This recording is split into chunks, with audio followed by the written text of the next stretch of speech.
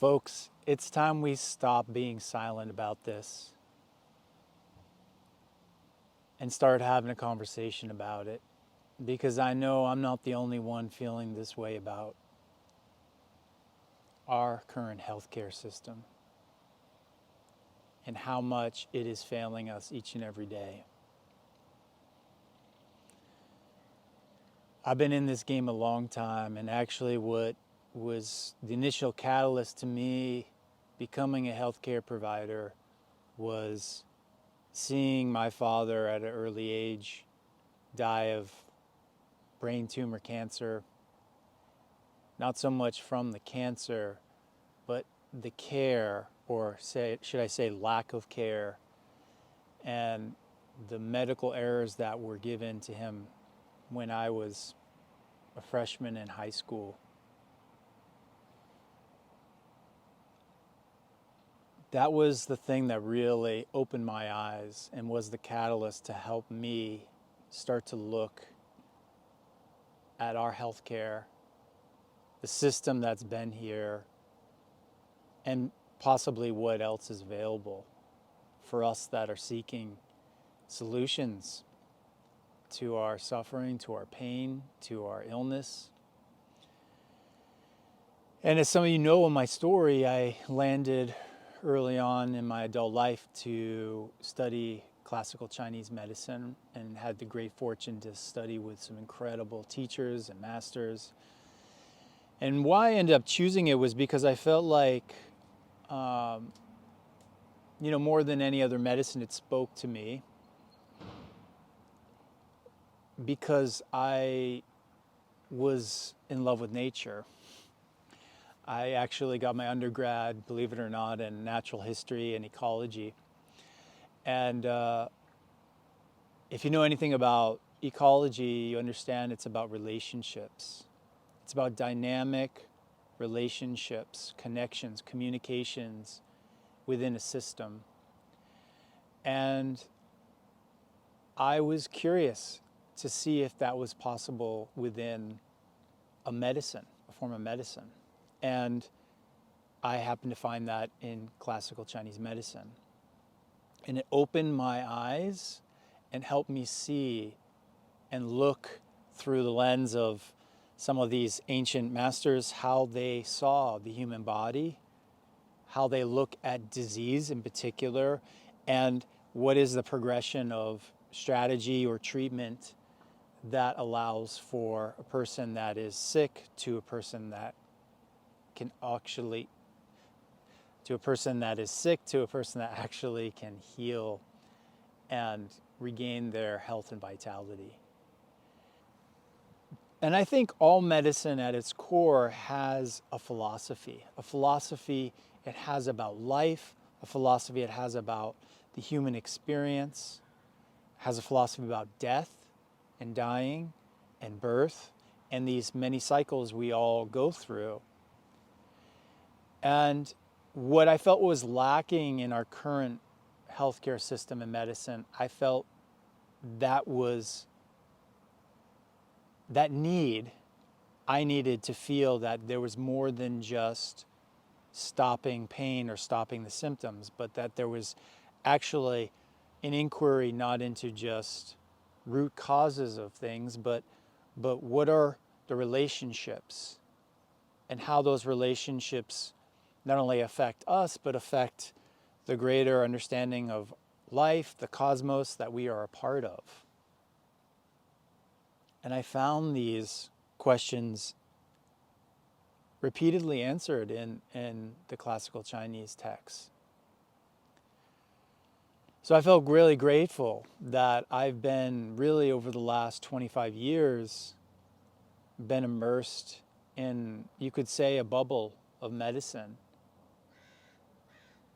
But I know there's a lot of people out there that are suffering because they're still bought into this contemporary, I would really call it sick care, because it is not anything to do with actually promoting health, promoting healing. It's mostly profit driven, unfortunately. Now, I'm not saying to all doctors and nurses out there, I believe there's still really good people out there doing good work. But as a whole, collectively, when we look at the system, whether it's insurance-based, hospital system, pharmaceutical system, let's be honest, it's all profit-driven. And what that does to a society that is really, you could say right now, at a threshold, we have over 60% of the people chronically ill. Somewhere between, I think, 1 billion people on the planet are suffering with chronic pain. This is like astronomical. So what do we do about it? I clearly chose a path to study medicine, to help people, and I'm very happy to say I've helped a lot of people.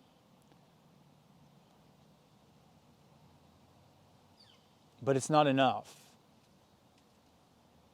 We have to really fundamentally shift our perspective on what is medicine and what is the future of medicine going forward.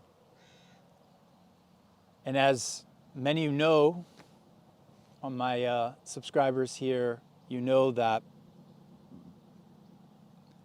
this channel is devoted to that, and devoted to finding really not just the root cause, but a philosophy to live by that engenders life, that engenders health, vitality, happiness, and really bliss that's available for you.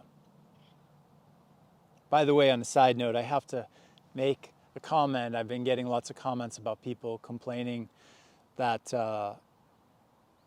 I rant. Sometimes it takes me a little while to get my message across because I don't do any scripting. I don't have a teleprompter. Everything's straight from me, from the heart. And I know for a lot of folks watching on YouTube, you're not used to that. You've been conditioned by the programming of media, of movies, shows that people typically talk or are able to cognitively come up with ideas very quickly when really they're just reading from a script, right? But I want to encourage you all, everyone's welcomed here. I know a lot of people have also commented they appreciate the transmission, that it's coming from the heart, that this isn't just me just dictating somebody else's thoughts or even AI, that this is really what's coming on my heart right now and what I want to express. And I encourage you all to do the same. So now that I put that aside, I want to get back to what we're talking about, and that is, what do we do? And I think more than anything, it's an acknowledgement that there are answers elsewhere, that the buck doesn't stop with the doctor or the diagnosis or what the insurance will cover, that there's whole other perspectives out there.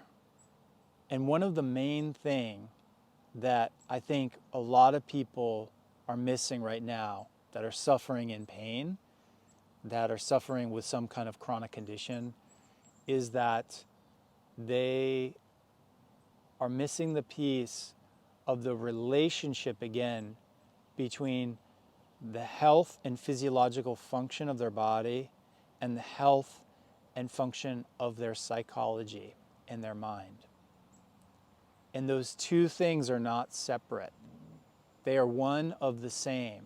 They are one side of a coin, right? So we have the body, we have the mind.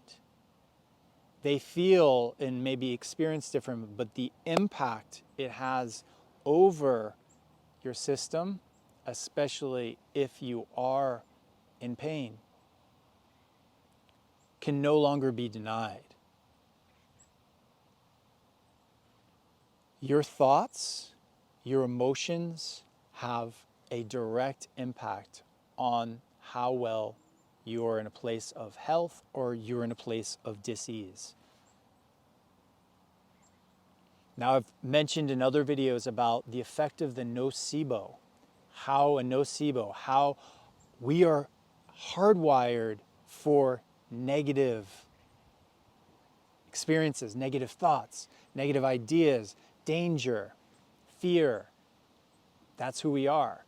So even though we can hear a positive statement 10 times, we hear that one negative statement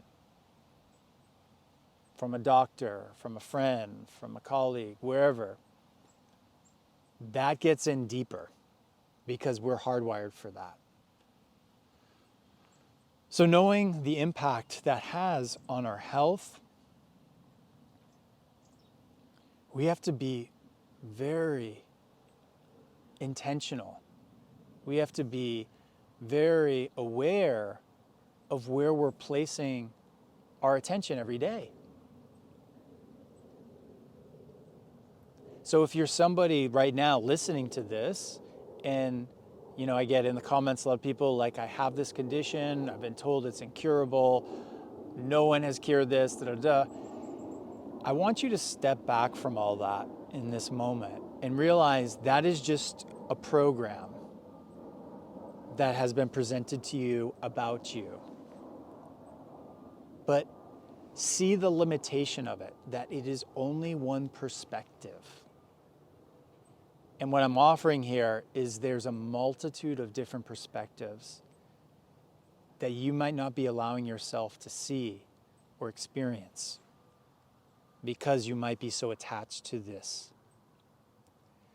So it takes a lot of will, and it takes a strong, courageous heart to be willing to recognize, I don't know all the answers. They don't know all the answers. Can I step back and allow myself to be in a place where I don't know what's going to happen to this body? But what I do know is if I intentionally change the conditions of my life that I'm in control of, that I'm choosing each and every day, to welcome in that stress, to welcome in that negativity, to welcome in bad food, bad behavior, no exercise, bad emotional reactions every day, then yeah, that's going to create more of a negative message in your body. That's going to produce more negative outcomes, right? More inflammation, more pain. So you see, you have to take the reins in your hands. You have to be the captain of your ship and recognize, oh, actually these conditions that I have in my life, I have choice. I have the ability to choose in this moment. Do I eat the cookie? Or do I decide instead to eat the carrot? Do I choose to watch that negative, repetitive conditioning from our media that happens every day? Or do I choose to go sit by a tree and allow myself to be in more peace? I choose to scroll over and over on my social media, or do I decide to go sit in the sun or go get some exercise?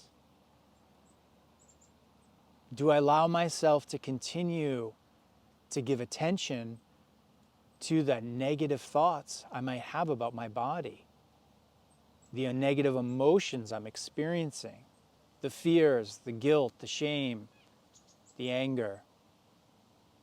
Or do I consciously choose to say, no, thank you. I'm going to fill this space now with more positive, uplifting, liberating thoughts and feelings. Now, some of you, when you hear this, you might say that you don't understand, like I can't get out of the fear. I get it, guys. I had my own healing journey, and I know how difficult, how paralyzing fear, anxiety attacks, panic attacks are. Trust me, you always have a choice. You just might need some support to pull yourself out of that conditioned response, because all it is just a habit that you've been accustomed to. The power's in your hands, guys. You get to choose what you want to do through your choices, and then also welcoming these positive, you could think of it like your mantra of the day. What am I putting into my body through my conscious mind? What are the message I'm telling my body each and every day? And one of the things I'm going to really impart on you today is every morning when you look at yourself in the mirror, rather than look at all the things that are wrong with you, I want you to close your eyes for a moment. Take a deep breath. Maybe put your hands on your heart and tell your body, I'm so sorry for some of the things I've said, for some of the things I've allowed to be said about you. I want you to know I'm listening and I'm aware now, and I'm going to choose to be more intentional about what I say to you. Why? Because I love you. I thank you. You've been an incredible vessel for me in this human experience. I just want you to know how grateful I am. And I'm going to do my best. I know sometimes I might slip and fall and say something negative or feel something negative. That's okay. I'm going to requalify it. And I'm going to do my best to let you know how much I love you. The more and more you do that, and then you look at yourself in the mirror with your eyes open, you will have a profound transformation. You keep doing that every day, telling yourself, especially in those moments when you fall short, when you miss the mark, when you say something negative, you feel something negative. Think of it as an opportunity to invite yourself up into that place of love, of gratitude, and give it back to your body. You get in the habit of this, you create a critical momentum that will produce incredible medicine within you that will heal you. This is what I believe we need to step in and take more responsibility, more ownership, that we have the power, guys. No longer do we need an authority figure or a government to tell us what we need to do with our bodies. We know what we need. We trust what we need. And now we know how to take action to do that.